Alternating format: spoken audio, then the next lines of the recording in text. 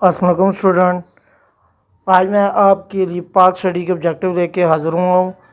سندھ طاس کا معاہدہ سن ڈیش میں ہوا۔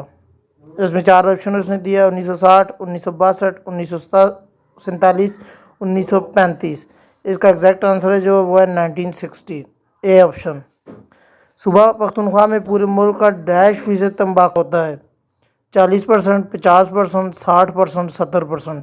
70% تمباکو پورے ملک کا خیبر پختونخوا میں پیدا ہوتا ہے۔ اس کا ایگزیکٹ آنسر ہے دال۔ 29 مئی سن جنجوعہ حکومت کو برطرف کر دیا گیا: 1986، 1987، 1988، 1989۔ اس کا ایگزیکٹ آنسر ہے جی 1988۔ پاکستان نے ڈیش کو ایٹمی دھماکہ کیا: 28 مئی 1990، 28 مئی 1985، 95، 28 مئی 1997، 28 مئی 1998۔ اس کا ایگزیکٹ آنسر ہے دال، 28 مئی 1998۔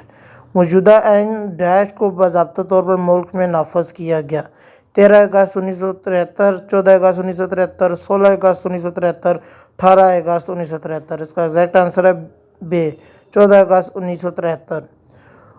1985 میں RCD کو ڈیش کے نام سے نئی شکل دی گئی: ICO، IOIC، سینٹو، سینٹو۔ اس کا ایگزیکٹ آنسر ہے الف، ICO۔ سن ڈیش میں سوویت یونین کا خاتمہ کیا گیا: 1988، 1989، 1991، 2000۔ اس کا ایگزیکٹ آنسر ہے جیم، 1991۔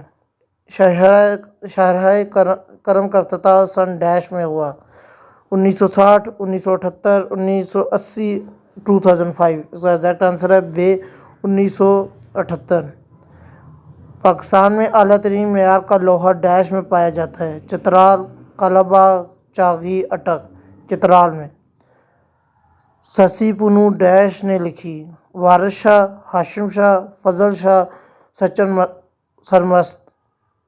ہاشم شاہ، بے آپشن ہے اس کا۔ بچوں، مجھے امید ہے کہ آپ کو یہ MCQ سمجھ آئے ہوں گے۔ ملتے ہیں اگلی ویڈیو میں، تب تک کے لیے اللہ حافظ۔